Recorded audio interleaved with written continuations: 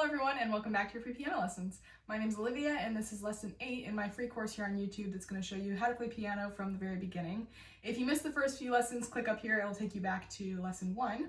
For today we're going to learn a little bit more about intervals and how they look on the staff, and we'll also learn a couple songs. Let's get started. Alright, we're going to go ahead and get started here on page 50. So this is the beginning of Unit 4, where we're going to learn a little bit more about reading our notes and intervals on the staff. If you take a look up at the top of the page, they're giving you some information about thirds on the staff. So we talked about this kind of briefly maybe a few weeks ago, where a second on the piano is when you have two notes right next to each other like this, and a third is when we skip over one like that. The reason that they're called seconds and thirds is because it's just counting how far apart the notes are, including the two notes themselves. So right here, this is a second because this is 1, 2. This is a third, 1, 2, 3. So we're going to start reading thirds on the staff. So it's helpful to know what they look like. So if you look up at the top of this, they're telling us that a skip or a third can go from a line to the very next line, or a space to the next space. So that's important to know because first of all, it helps us read our notes. If you know what the interval is, it makes it easier to figure out what the note is. But the difference between seconds and thirds on the staff is that with seconds, if you recall, they go from a line note to a space note or a space note to a line note. So they are opposites, which means that the difference between a second and a third when you're reading it on the staff is actually pretty noticeable because a third will always go from a line to a line or a space to a space. So the two notes are going to be kind of matching, versus seconds, they're always opposites. One is a line note, one is a space note. So that's kind of helpful as we're reading our notes, especially today. There are going to be a lot of seconds and thirds in both of the songs that we're going to be doing today.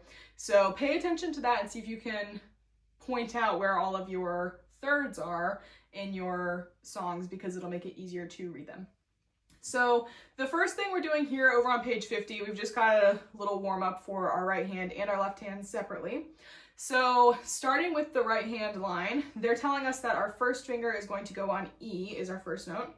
So we're going to play a broken third, which is where I'm playing my two notes separately like this. And then I'm going to play them blocked where they're together. And then I'll do that again a little quieter. And then we're piano. Then we're going to repeat that using my second and fourth fingers and then my third and fifth fingers. So I'm using kind of all my combinations here. So I'll play it again with my second and fourth fingers.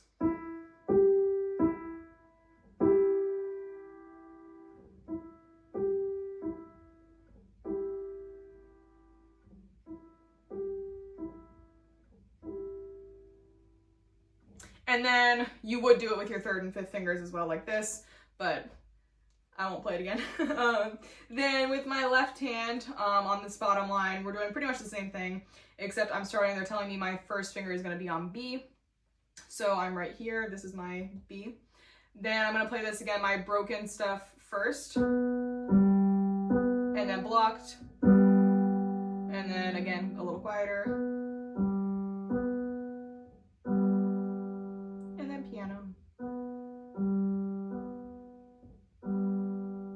And then again, I would repeat that using my second and fourth fingers and then my third and fifth, but I won't make you listen to that 3 whole times. So you get the point. So that's going to be the first thing that we'll do for today. Then your first actual song in this one is going to be the Starlit Melody on page 51. So for this one, we don't have anything new. The biggest thing with this is just that we're practicing with our thirds and being able to read them on the staff. So if you take a look in measure 3 of this one, that's going to be the first third that we have. It's going from a treble clef F to a D, which is here, which we can tell that's a third, right? Because I'm skipping over one note. So we're looking out for stuff like that. Again, that's a space note to a space note or a line note to a line note. That's how we tell that they are thirds. So that's the first one that we have in this song. Then the other weird thing about this one is towards the end, I'll give you an example of this in a second, but all that we're doing is, if you look, starting in measure technically in measure 15. We're starting here. We're gonna put the pedal down because they have the pedal mark for us right there. So I'm gonna put the pedal down. I'm playing C and E. Then all I'm doing in this, I'm just going up to the next two notes. So from C and E, I'm gonna go up to D and F and play that. Then I'm gonna move up again, and we're just doing that same pattern, going up all of these until I get back to the next C and E right here. And then I'm gonna play this again in the very last measure. I'm playing this again with the lowest C on the piano way down here. And that's what that sounds like. So I'm gonna play this song from the very beginning so you can kind of get an example of that. So this is the beginning. They're telling me my 5th finger is on G right now, so I'm right here. Then in my left hand, they're telling me my 1st finger is on B, which is right here. All right, so I'm gonna play this from the beginning. We're starting off mezzo forte, which to review is medium loud. So I'm gonna just playing like normal here.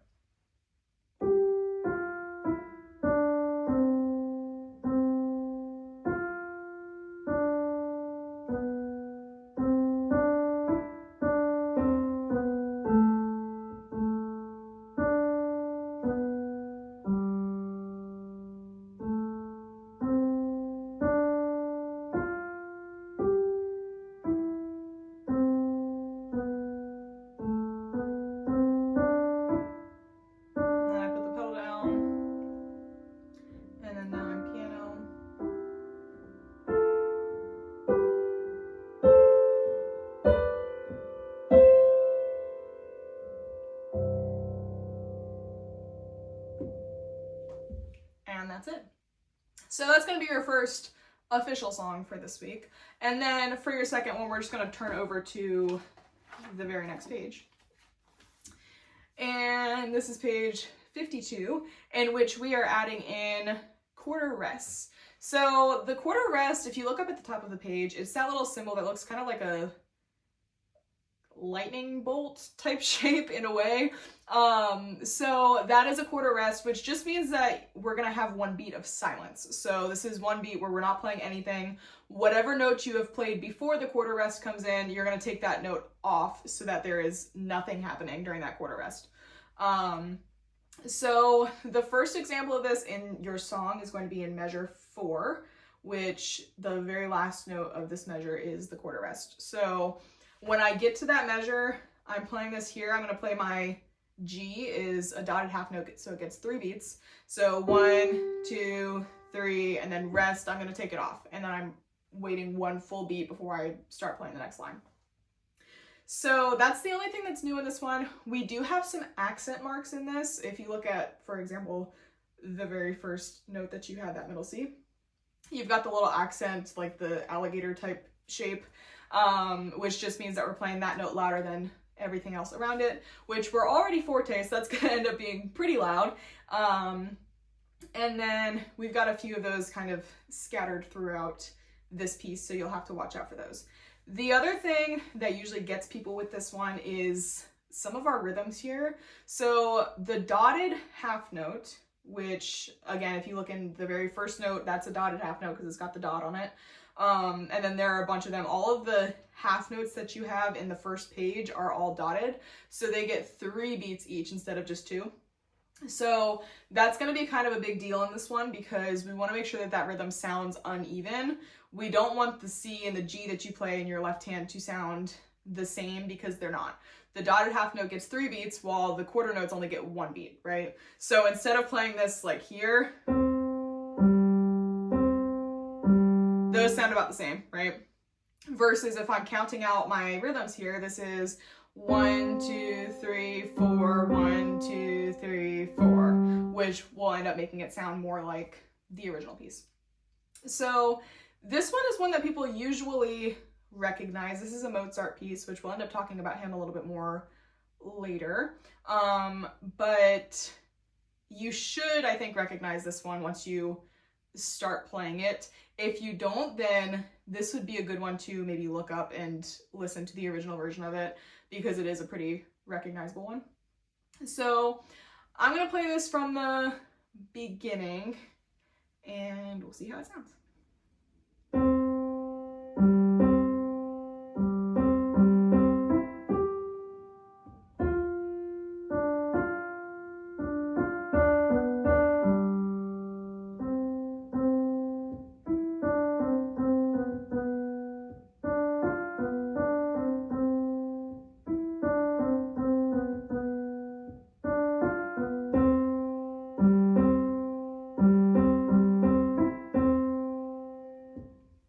right, so did you hear all of the quarter rests in there? Hopefully you were listening out for that. If you were not paying attention to that, then maybe go back and listen again, because you should be able to hear where all of my quarter rests are.